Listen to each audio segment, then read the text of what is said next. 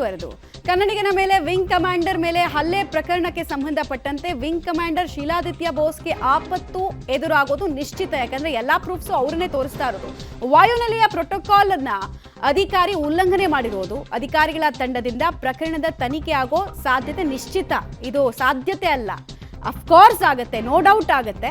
ನಾವಾಗಲೇ ಹೇಳ್ತಾ ಇದ್ವಲ್ಲ, ಪ್ರೊಸೀಜರ್ ಮಾತ್ರ ಚೇಂಜ್ ಇರುತ್ತೆ. ಮೆಥಡ್ ಹೆಂಗೆ ಮಾಡಬೇಕು ಅನ್ನೋದನ್ನ BNSS ಹಿಂದೆ CRPC ಇದ್ದ ಜಾಗದಲ್ಲಿ ರಿಪ್ಲೇಸ್ ಆಗಿರುವಂತಹ BNSS ಹೇಳುತ್ತೆ.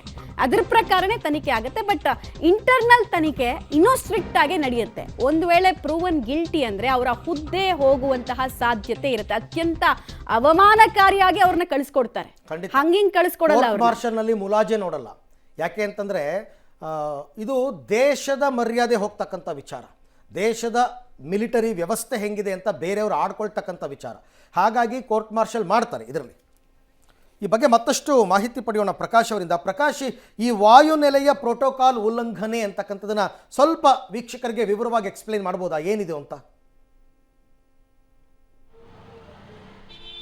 ಮುಖ್ಯವಾಗಿ ಈಗ ಇಂಡಿಯನ್ ಏರ್ ಫೋರ್ಸ್ನಲ್ಲಿ ಒಂದಿಷ್ಟು ನಿಯಮಗಳು ಅಥವಾ ಒಂದಿಷ್ಟು ರೂಲ್ಸ್ಗಳು, ಪ್ರೋಟೋಕಾಲ್ಗಳು ಇರುತ್ತೆ. ಅದನ್ನು ಉಲ್ಲಂಘನೆ ಮಾಡೋ ಹಾಗಿಲ್ಲ.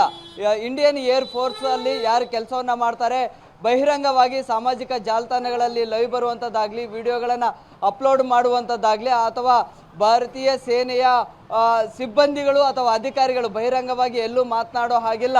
ಆದರೆ ಅದರ ಒಂದು ಪ್ರೋಟೋಕಾಲನ್ನು ಕೂಡ ಇಲ್ಲಿ ಉಲ್ಲಂಘನೆ ಮಾಡಿದ್ದಾರೆ. ಈ ರೀತಿಯ ಪ್ರಕರಣಗಳು ಏನಾದರೂ ಬೆಳಕಿಗೆ ಬಂದಂಥ ಸಂದರ್ಭದಲ್ಲಿ ಭಾರತೀಯ ವಾಯುನೆಲೆಯ ಉನ್ನತ ಮಟ್ಟದ ಅಧಿಕಾರಿಗಳು, ಏರ್ ಮಾರ್ಷಲ್ ಆಗಿರ್ಬೋದು ಅಥವಾ ಏರ್ ಚೀಫ್ ಮಾರ್ಷಲ್ ಆಗಿರ್ಬೋದು, ಈ ರೀತಿಯ ಹೈಯರ್ ರ್ಯಾಂಕಿಂಗ್ ಆಫೀಸರ್ಗಳ ತಂಡ ಇರುತ್ತೆ. ಆಯಾ ಝೋನಲ್ಗಳಲ್ಲಿ ಅಥವಾ ಆಯಾ ಒಂದಿಷ್ಟು ವಿಭಾಗಗಳಲ್ಲಿ ಕಮಾಂಡಿಂಗ್ ಸೆಂಟರ್ಗಳಂತ ಹೇಳಿ ಇರ್ತವೆ. ಅಂದರೆ ತರಬೇತಿಯನ್ನು ಕೊಡುವಂತಹ ಕಮಾಂಡ್ ಸೆಂಟರ್ಗಳಿರುತ್ತೆ. ಅಲ್ಲಿ ಗ್ರೂಪ್ ಕ್ಯಾಪ್ಟನು ಜೊತೆಗೆ ಏನು ಬೇರೆ ಬೇರೆ ರ್ಯಾಂಕ್ನ ಆಫೀಸರ್ಗಳಿರ್ತಾರೆ. ಅವರ ಒಂದು ನೇತೃತ್ವದಲ್ಲಿ ಈ ರೀತಿಯ ಘಟನೆಗಳಾದಾಗ ಒಂದು ತನಿಖೆಗೆ ಒಂದು ಆದೇಶವನ್ನು ಕೊಡುವಂತಹ ಪ್ರಕ್ರಿಯೆಗಳಾಗುತ್ತೆ. ಆ ಸಂದರ್ಭದಲ್ಲಿ ಒಂದು ಕೋರ್ಟ್ ಆಫ್ ಇನ್ಕ್ವೈರಿ ಅನ್ನುವಂತಹ ಒಂದು ಆಂತರಿಕ ವಿಚಾರಗಳನ್ನು, ಆಂತರಿಕ ವಿಷಯಗಳನ್ನು ತನಿಖೆ ಮಾಡೋದಕ್ಕೆ ಒಂದು ತನಿಖಾ ಘಟಕ, ಏನು ಕೋರ್ಟ್ ಆಫ್ ಇನ್ಕ್ವೈರಿ ಅನ್ನುವಂಥದ್ದು. ಅದರಲ್ಲಿ ಕಮಿಟಿ ಮೆಂಬರ್ಗಳಿರ್ತಾರೆ, ಇಂತಿಷ್ಟು ಜನ ಅಂತೇಳಿ. ಆ ಕಮಿಟಿ ಮೆಂಬರ್ಸ್ಗಳು ಜೊತೆಗೆ ಗ್ರೂಪ್ ಕ್ಯಾಪ್ಟನ್ ಜೊತೆಗೆ ಏನು ಒಂದಿಷ್ಟು ಅಧಿಕಾರಿಗಳ ತಂಡ ಇದನ್ನು ತನಿಖೆಯನ್ನು ಮಾಡ್ತಾರೆ. ಅಂದರೆ ಘಟನೆ ಬಗ್ಗೆ ಒಂದಿಷ್ಟು ಮಾಹಿತಿಯನ್ನು ಸಂಗ್ರಹ ಪಡೆದುಕೊಳ್ತಾರೆ. ಜೊತೆಗೆ ಪೊಲೀಸರ ತನಿಖೆಯ ಹಾದಿ ಹೇಗಿರುತ್ತೆ, ಅವರಿಂದ ಏನೆಲ್ಲ ಮಾಹಿತಿ ಲಭ್ಯ ಆಗಿದೆ, ಜೊತೆಗೆ ಘಟನೆಗೆ ಸಂಬಂಧಪಟ್ಟಂಥ ಒಂದಿಷ್ಟು ದೃಶ್ಯಗಳನ್ನು ಕೂಡ ಕಲೆ ಹಾಕುತ್ತೆ ಈ ಒಂದು COI. ಸೊ ಇದೆಲ್ಲ ತನಿಖೆ ಆದ ಬಳಿಕ ಮುಖ್ಯವಾಗಿ ತುಂಬ ಇಂಪಾರ್ಟೆಂಟ್ ಕೇಸ್ ಅಂತ ಹೇಳಿದರೆ ಅದು ಕೇವಲ ಒಂದು ವಾರದಲ್ಲಿ ಆ ತನಿಖೆಯ ವರದಿಯನ್ನು ಉನ್ನತ ಶ್ರೇಣಿಯ ಅಧಿಕಾರಿಗಳಿಗೆ ತಲುಪಿಸುವಂಥ ಪ್ರಕ್ರಿಯೆ ಆಗುತ್ತೆ.